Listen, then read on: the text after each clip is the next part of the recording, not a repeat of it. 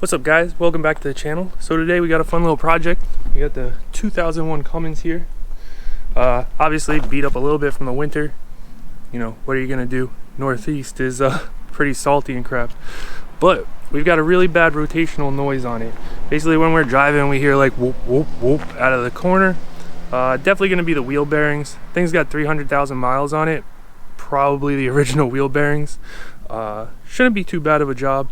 Only takes somewhat basic tools.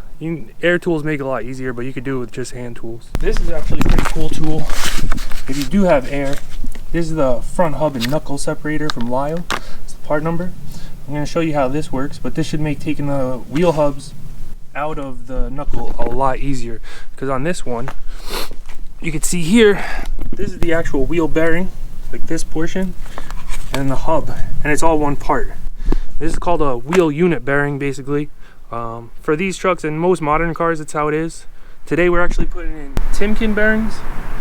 Timken is by far the best bearing, at least for these trucks. You know, for other smaller cars and everything, you get away with using other bearings, but on a big heavy duty truck like this, you really want to try to go with the best, and that's definitely Timken.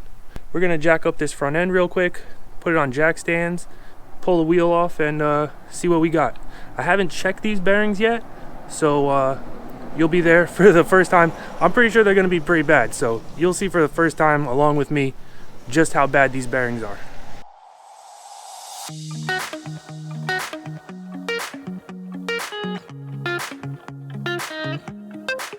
So now that we got it jacked up, let's look at the play on this wheel. You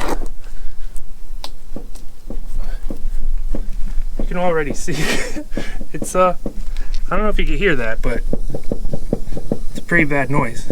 Definitely shouldn't be moving that much. Let's pull this wheel off, and then I'll show you what it looks like, what we're gonna have to do. We'll take it from there.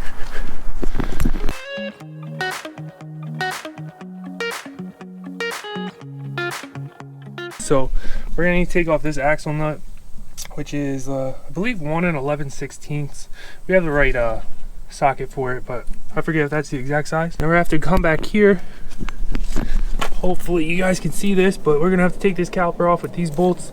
They're 16mm, 12 points. And then we're also gonna have to take these bolts off back here. I don't know if you could see that at all, but that's a 14mm 12 point. And that'll actually loosen the whole hub. And then hopefully we can just push that right through. So let's go ahead and take this caliper off.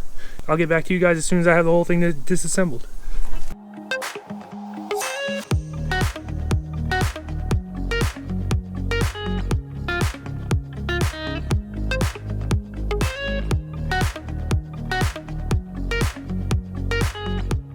Alright, so as I'm sure you can see, I went ahead, I jacked up the other side just so that I can turn this knuckle more and get better access to these bolts that I'm going to show you here.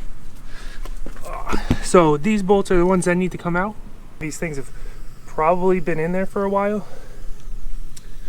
So we're going to go ahead and take this axle nut off, and oh yeah, we're also going to disconnect this speed sensor wire, which should run up and end somewhere like right over here. Those, if you didn't see, they come with the new hub. We'll swap those all out in one shot. I'll get back to you guys after I have it loosened up and before we start using that air hammer and try to get it out.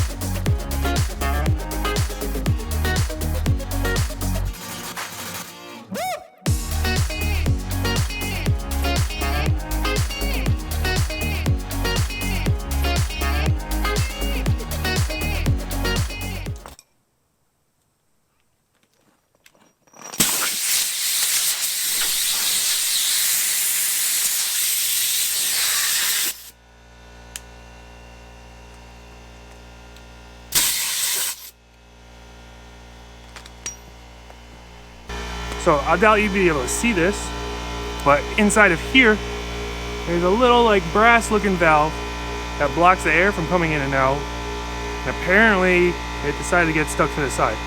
Probably gonna happen more, but oh well. Okay, so we've got all the bolts loosened now. You'll be able to see them. You'll be able to see them. I don't know if you'll be able to tell that they're backed out. What we're gonna do, I already tried fitting this. Hopefully you could see how it goes on there.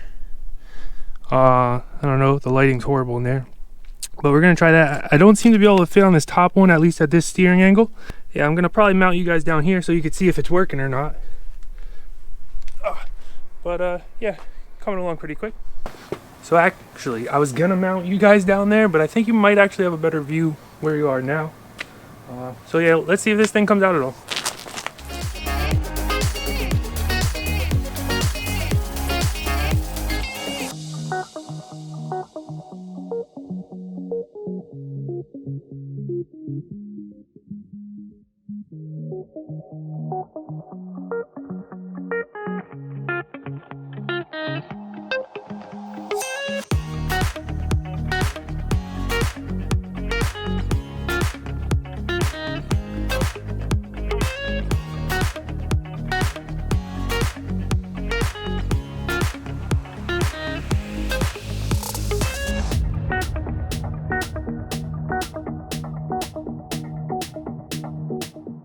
So bad news, that air hammer thing, not working. We're gonna try a couple other things, mostly involving hammers. Also a chisel. I mean, I soaked it in PB Blaster now, a little bit, let it soak in. Hopefully it'll come out just by hitting it. It is in there pretty good. The air hammer that I have is a little bit underpowered. I probably should have brought the bigger one from work. Let's go ahead and try to hammer it off.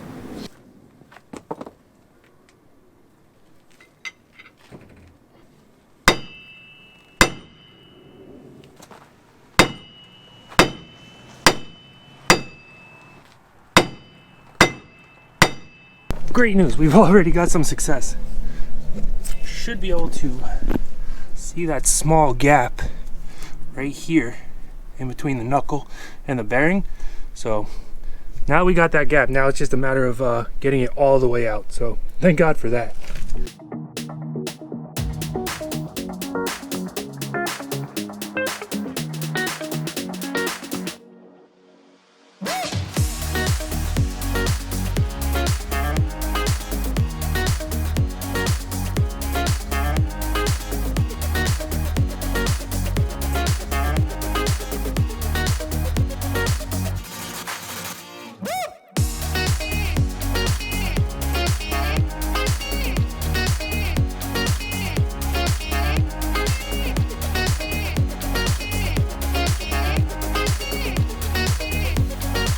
Alright guys, so as you saw, success. We managed to actually just beat it out. I'm a little bit out of breath at the moment. You can actually hear how bad the bearing is. There's not much wobble when it's off the car, but here, see if you can listen and hear this.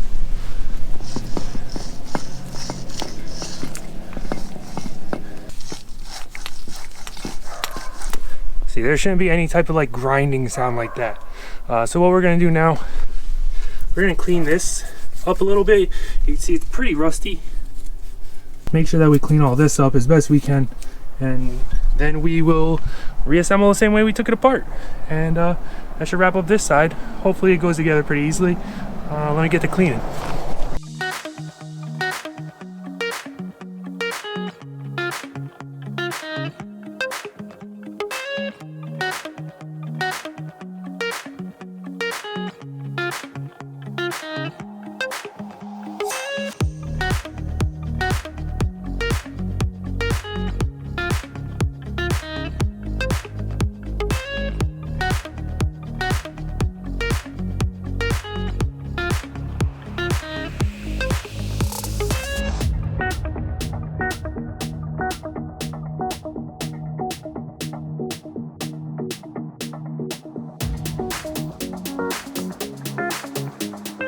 Okay guys, so there you go.